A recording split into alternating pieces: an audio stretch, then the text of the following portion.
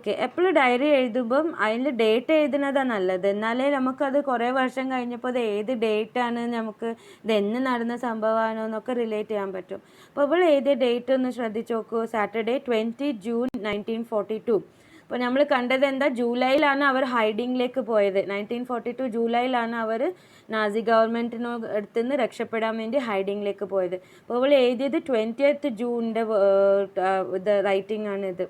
അപ്പോൾ that means this was the stuff she wrote before going into hiding. അപ്പോൾ അവൾ സ്കൂളൊക്കെ പോയി വന്നു നിൽക്കുന്ന ഒരു സമയമായിരുന്നു. ആ സമയത്ത് അവൾ എന്തൊക്കെ എക്സ്പീരിയൻസ് ചെയ്ത് അതാണ് എഴുതിയിട്ടുള്ളത്. Our entire class is quacking in its boots. The reason, of course, is the forthcoming meeting in which the teachers decide who will move up to the next form and who will be kept back. അപ്പോൾ എത്ര നല്ല ഇൻട്രൊഡക്ഷനാണ് കൊടുക്കുന്നത്. All എന്താ പറയുന്നത്, ഓളെ full class പേടിച്ച് വരയ്ക്കുകയാണ്. അതിൻ്റെ റീസൺ എന്താണ്, ടീച്ചേഴ്സൊക്കെ മീറ്റിംഗ് നടത്തുകയാണ്. ഇനി മീറ്റിംഗ് കഴിഞ്ഞാൽ അവർ തീരുമാനിക്കാൻ പോകാൻ ആരൊക്കെ ഫെയിലായി ഈ ക്ലാസ്സിൽ തന്നെ നിൽക്കും, ആരൊക്കെ പാസ്സായി അടുത്ത ക്ലാസ്സിലേക്ക് പോകും. Half the class is making Betz. അപ്പോൾ പറയാം, കുട്ടികളെല്ലാവരും ബെറ്റിങ് ചെയ്യാണ്, ആരാ പാസ്സാവും ആരാ ഫെയിലാവും, അങ്ങനെ ബെറ്റ് ചെയ്യൂലേ. അത് നമുക്കുണ്ടല്ലോ സ്വഭാവം, ഞാൻ ഉറപ്പടാ പാസ്സാവും, അല്ലടാ നീ ജയിക്കടാ, അതിനൊക്കെ നമ്മളുണ്ടാവില്ലേ ബെറ്റ് ചെയ്യുക. അപ്പോൾ ഓൾ ആ സീനാണ് ഇവിടെ നറേറ്റ് ചെയ്യുന്നത്. GN and I laugh ourselves silly at the two boys behind us. അപ്പോൾ അവളുടെ ഒരു ഫ്രണ്ടിൻ്റെ പേര് ഓൾ സ്റ്റൈലാക്കി എഴുതിയത് GN, ഫ്രണ്ടിൻ്റെ പേരായിരിക്കും. GN and I laugh ourselves silly at the two boys behind us. അവളെ ബാക്കിൽ ഇരിക്കുന്ന ബോയ്സിൻ്റെ വർത്തമാനം കേട്ടിട്ട് ഇവർക്ക് ചിരി വരാം. CN and Jacques who have staked their entire holiday savings on their bet. ആ ബാക്കിലിരിക്കുന്ന ബോയ്സിൻ്റെ പേരാണ് CNഉം ജാക്വസും. അവർ അവരുടെ ഹോളിഡേയ്സിന് കിട്ടിയ പൈസ ഒക്കെ സേമിച്ച് ഈ ബെറ്റിൽ വെച്ചിരിക്കുകയാണ്. ആ ബെറ്റ് എന്താണ്, from morning to night it's you are going to pass, no I'm not, yes you are, no I'm not. അപ്പോൾ പറയാം അവരുടെ ബെറ്റ് ഇതാണ്, നീ പാസ്സാവാൻ പോവാ, ഇല്ല ഞാൻ പാസ്സാവില്ല, ഇല്ല നീ പാസ്സാവാൻ പോവാ, ഇല്ല നീ പാസ്സാവില്ല. അപ്പോൾ ഇവരെ ബാക്കിൽ നിന്ന് ഈ ബോയ്സ് ഇങ്ങനെ സംസാരിച്ചുകൊണ്ടേ നിൽക്കുകയാണ്. ഈവൻ ജീസ് പ്ലീഡിങ് ഗ്ലാൻസസ്, അതിനർത്ഥം അവളുടെ ഫ്രണ്ട് GN ഇപ്പോൾ ഷോർട്ടാക്കി ജീസ് പറയാം.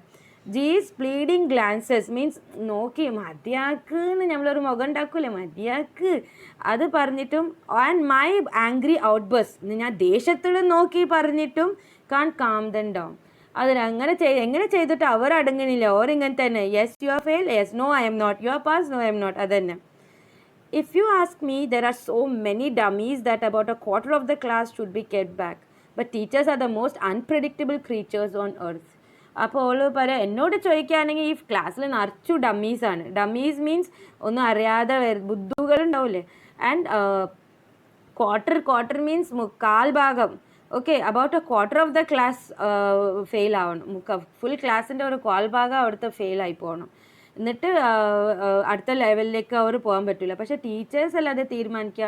ടീച്ചേഴ്സ് ആണെങ്കിലോ തീരെ ഓർക്കാപോർത്ത പണിയാണ് ചെയ്യുക. Full unpredictable creatures on earth. I am not so worried about my girlfriends and myself. We'll make it. The only subject I am not sure about is maths. അപ്പോൾ അവൾ പറയാണ്, okay അവളുടെ പെൺകുട്ടി, അവളുടെ ക്ലാസ്സിലെ പെൺകുട്ടികളൊക്കെ പാസ്സാവുമെന്ന് അവൾക്ക് ഉറപ്പുണ്ട്. അതെന്തായാലും ഉറപ്പായിട്ട് അവർ പാസ്സാവും. പക്ഷെ അവൾക്ക് അവളുടെ സ്വന്തം കാര്യത്തിൽ മാത്സിൽ കുറച്ച് ചെറുതായിട്ടൊരു ഡൗട്ടുണ്ട്. Anyway all we can do is wait. Until then we keep telling each other not to lose heart. അപ്പോൾ പറയാണ്, അതുവരെ എന്തായാലും നമ്മൾ വെയിറ്റ് തന്നെ ചെയ്യണം. ഞങ്ങൾ അങ്ങോട്ടും ഇങ്ങോട്ടും തമ്മിലൊക്കെ പറയും, സാരമില്ല ഒന്നും ആവില്ല, അങ്ങനെ ധൈര്യം കൊടുക്കുകയാണെന്ന്. I get along pretty well with all my teachers. There are 9 of them, 7 men and 2 women. Mr. Keesing, the old Fauji who teaches maths, was annoyed with me for ages because I talked so much. All പറയാം, ഓളുടെ ടീച്ചേഴ്സൊക്കെ ഓക്കെയാണ്, ടീച്ചേഴ്സിൻ്റെ കൂടെ rap ഉണ്ടാവില്ലേ, അതൊക്കെ ഓക്കെയാണ്. അവൾക്ക് എത്ര 7 gents ടീച്ചറാണ്, 2 lady ടീച്ചറാണ്. അവളുടെ മാത്സ് ടീച്ചർ വന്ന് മിസ്റ്റർ കീസിങ് ആണ്. ഓൾഡ് ഫോജി മീൻസ് ഒരു ഓൾഡ് ഫാഷൻഡ് പേഴ്സൺ ആണ് അവൻ. എന്നിട്ട് ഫോജിക്ക് എന്തോ ദേഷ്യമാണ്, because she is always talking in the class. After several warnings, he assigned me extra homework, an essay on the subject, a chatterbox. അപ്പോൾ all പറയാം, ഓക്കെ ഫസ്റ്റ് അയാൾ എനിക്ക് കുറേ വാർണിംഗ് ഒക്കെ തന്ന്, പിന്നെ ലാസ്റ്റ് ഓൻ എനിക്കൊരു പണിഷ്മെൻറ്റ് തന്ന്. എക്സ്ട്രാ ഹോംവർക്ക് ആയിരുന്നു, വേറെ ആർക്കും ഇല്ല, എനിക്ക് മാത്രം. അതെന്തായിരുന്നു, ഒരു എസ്സേ എഴുതി വരാൻ. എന്നിട്ട് എസ്സേൻ്റെ ടോപ്പിക് എന്തായിരുന്നു, ചാറ്റർ ബോക്സ്.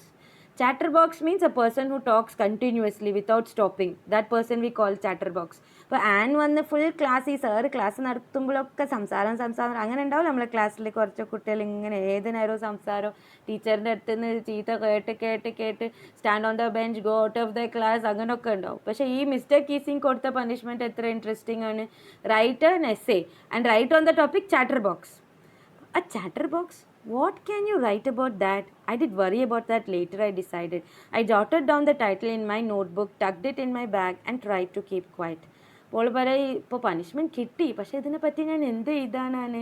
അപ്പോൾ അതൊക്കെ പിന്നെ ആലോചിക്കാമെന്ന് വിചാരിച്ച് നോട്ട്ബുക്കിൽ അത് എഴുതി ഓള് ബാഗിൽ വെച്ച് അവിടെ മുണ്ടാതെ കുത്തിരിക്കാൻ ശ്രമിച്ചു.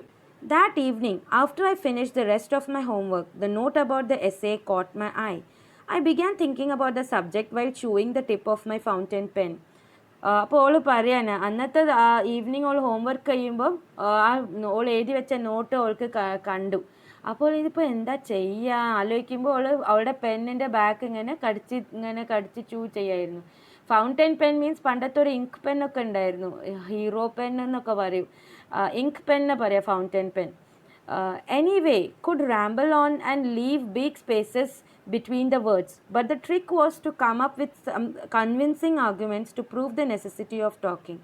അപ്പോൾ പറഞ്ഞ് വേണമെങ്കിൽ ഈ എഴുതണമെന്നുണ്ടെങ്കിൽ നമ്മൾ എന്തും എഴുതുമല്ലോ, ഒരേ സെൻറ്റൻസ് തിരിച്ചും മറിച്ചും കമർത്തിയും മലർത്തിയും അങ്ങനെയൊക്കെ എഴുതുമല്ലോ നമ്മൾ. കുറേ ഗ്യാപ്പ് നടുവിൽ വിട്ടും കുറേ വലിയ ഹാൻഡ് റൈറ്റിംഗ് ആക്കിയിട്ട് ഒരു പേജൊക്കെ നിറയ്ക്കാൻ നമ്മൾ ഉഷാറല്ലേ.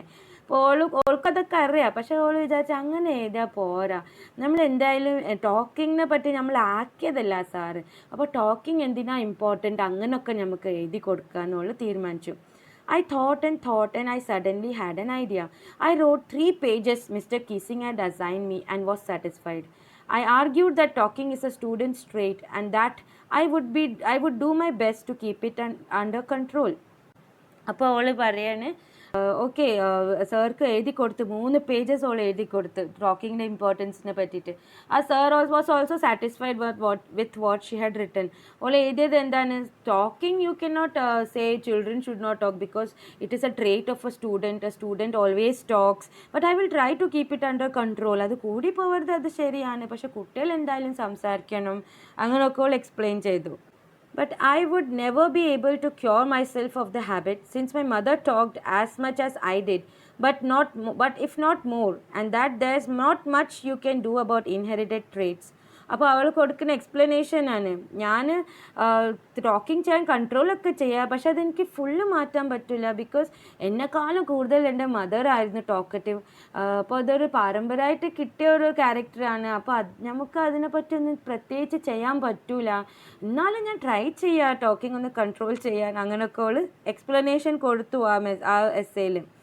Mr. Keesing had a good laugh at my arguments, but when I proceeded to talk my way through the next lesson, he assigned me a second essay.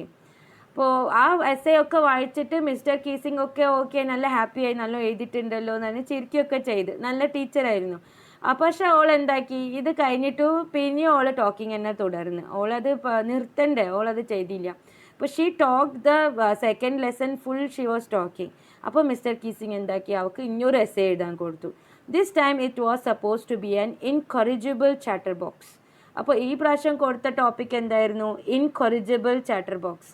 അതിൻ്റെ അർത്ഥം എന്താണ്, something that cannot be corrected. Already chatter box കൊടുത്ത് അതിനെ പറ്റിയൊക്കെ എഴുതി, ഇനി അതിൻ്റെ reasons ഒക്കെ ഓൾ കൊടുത്തിട്ടുണ്ട്, എന്തിനാ ചാറ്റർ ബോക്സ് ഓക്കെ ആണെന്നൊക്കെ. ഇനി ഇൻകൊറിജിബിൾ മീൻസ് ഇനി ശരിയാക്കാൻ പറ്റാത്തൊരു ചാറ്റർ ബോക്സ്, അതായിരുന്നു അടുത്ത ടോപ്പിക്. അപ്പം ഓൾ അതിനെ പറ്റിയിട്ടും എഴുതി. I handed it in and Mr. Keesing had nothing to complain about for 2 whole lessons. അപ്പോൾ അതിനെ പറ്റിയിട്ടും എന്തൊക്കെ ഉണ്ടാക്കി വിചാരിച്ച് മനസ്സിൽ എന്തൊക്കെ ആക്കി ഓൾ എഴുതി സബ്മിറ്റ് ചെയ്ത്. അപ്പോൾ മിസ്റ്റർ കീസിങ് ഓക്കെ ആയിരുന്നു, അതും വായിച്ച് 2 വീക്ക് വരെ ഒന്നും പറഞ്ഞിട്ടില്ല, 2 whole lessons കഴിഞ്ഞ വരെ ഒന്നും പറഞ്ഞില്ല. However, during the 3rd lesson, he did finally had enough. അപ്പോൾ എന്തായി, ഇവള് പിന്നെയും സംസാരിക്കാൻ തുടങ്ങി. അപ്പോൾ 3rd ലെസൺ നടക്കുമ്പോൾ പിന്നെയും ഈ സംസാരം ആ സാറിന് അത്ര രസിച്ചില്ല. And Frank, as punishment for talking in class, write an essay titled Quack Quack Quack, said Mistress Chatterbox. അപ്പോൾ ഇനി കൊടുത്ത ടൈറ്റിൽ എന്താണ്, Quack Quack Quack, said Mistress Chatterbox. അപ്പോൾ ഈ സാറ് മതിയായി, ഇനി ഇത്ര സഹിച്ച് പണിഷ്മെൻറ്റ് കൊടുത്ത് ഓള് മാറുമെന്ന് വിചാരിച്ച് അതൊന്നും മാറുന്നില്ല. അപ്പോൾ സാറ് പറഞ്ഞു ഇനി മതിയാക്ക്, ഇനി മൂന്നാമത്തെ ഒരു എസ്സേ എഴുതി വാ, അതിൻ്റെ ടോപ്പിക് എന്താണ്, quack quack quack said mister chatterbox. അപ്പോൾ ഈ ടോപ്പിക്കാണ് ആൻക്ക് നൽകിയത്. The class roared. Roared means ചിരി, ഇങ്ങനെ എല്ലാവരും ചിരിച്ച്. I had to laugh too, though I did nearly exhausted my ingenuity on the topic of chatter boxes. അപ്പോൾ ഓള് പറയാം ഞാനും ചിരിച്ച്, പക്ഷേ ഇത്ര ചാറ്റർ ബോക്സസിനെ പറ്റിയിട്ടൊക്കെ എഴുതി ഞാൻ എൻ്റെ ഒറിജിനാലിറ്റി ഒക്കെ തീർന്നിക്കണ്. ഇനി ആ ടോപ്പിക്കിനെ പറ്റി ഒന്ന് പുതിയതായിട്ട് ഇൻവെൻറ്റ് ചെയ്തിട്ട് ഇനിയും എങ്ങനെ എഴുതും ഞാൻ. അപ്പോൾ ഓൾ അത് ആലോചിക്കാൻ ഇനിയിപ്പോൾ ഞാൻ എന്താ എഴുതാൻ. It was time to come up with something else, something original. അപ്പോൾ ഓൾ ഇങ്ങനെ ആലോചിക്കുക ഇനി പിന്നെയും അങ്ങനെ തന്നെ എക്സ്പ്ലനേഷൻ കൊടുത്ത് എഴുതിയാൽ ശരിയാവില്ല, എന്തെങ്കിലും വേറെ ഒറിജിനലായിട്ട് എഴുതണം. My friend San, who's good at poetry, offered to help me write the essay from beginning to end in verse, and I jumped for joy.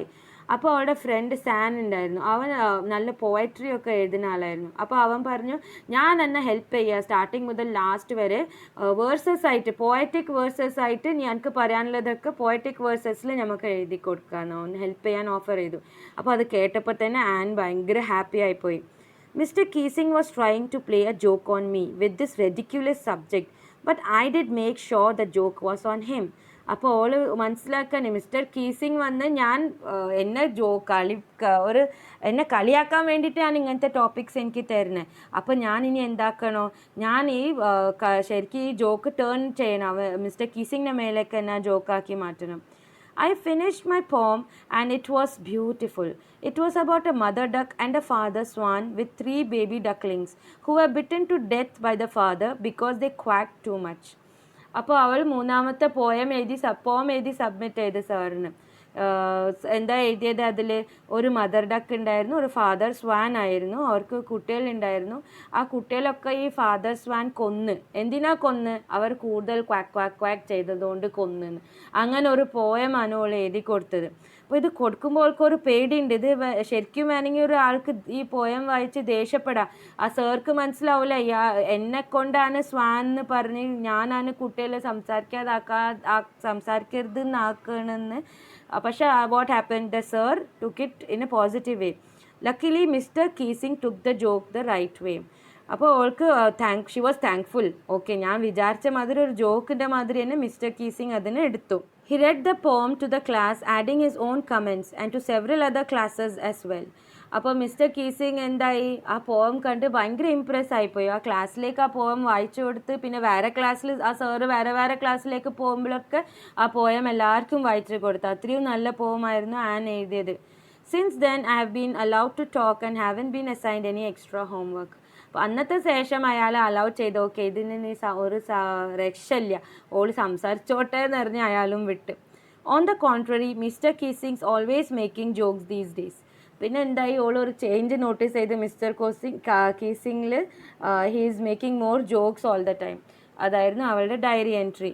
അപ്പോൾ ഇത് ആ സ്റ്റാർട്ടിങ് ഡേയ്സിൻ്റെ ആയിരുന്നു, ജൂണിൻ്റെ ഡേറ്റാണ് ഓൾ ഇട്ടത് ഈ ഡയറി എൻട്രിയിൽ. ഇതിൻ്റെ ശേഷം ജൂലൈയിലായിരുന്നു അവർ ഒളിച്ച് നിന്ന് താമസിക്കാൻ തുടങ്ങിയത്. അപ്പോൾ അവിടെ ഓൾ എന്തൊക്കെ ഫീൽ ചെയ്ത്, അവളെ സിസ്റ്ററിൻ്റെ കൂടെ റിലേഷൻഷിപ്പ് എങ്ങനെ ഓക്കെ ആയി. ഇതുവരെ ഫുൾ രണ്ടാളും തമ്മിൽ കച്ചറ കൂടുന്ന സിസ്റ്റേഴ്സ് ആയിരുന്നു, പിന്നെ അവരൊക്കെ ഇങ്ങനെ ഓക്കെ ആയി. പിന്നെ അവരെ കൂടെ ഒളിച്ച് നിന്ന് വരുന്ന ഒരു വേറെ ഫ്രണ്ട്സൊക്കെ ഉണ്ടായിരുന്നു. അപ്പോൾ ഇവളെങ്ങനെ വാസ് ബോണ്ടഡ് വിത്ത് ദെം, പിന്നെ എങ്ങനെ what all happened in those 2 years fully very nicely and beautifully she has written. And അത് ആരും വായിക്കുമോ, ഇങ്ങനെയൊക്കെ ഫ്യൂച്ചർ എന്താണെന്ന് അറിയാതെ ഒരു കുട്ടി എഴുതുന്ന അവളുടെ day to day life details ആണ്. അപ്പോൾ ശരിക്കും ഇതൊരു ബുക്കായിട്ട് തന്നെ അവൈലബിൾ ആണ്. If you have a chance, if you get a chance, don't miss it. Anne ഫ്രാങ്കിൻ്റെ ബുക്ക് കിട്ടിയാൽ അത് വായിച്ചു നോക്കുക. It's really very inspirational. Hope you understood and enjoyed the lesson. Okay, bye.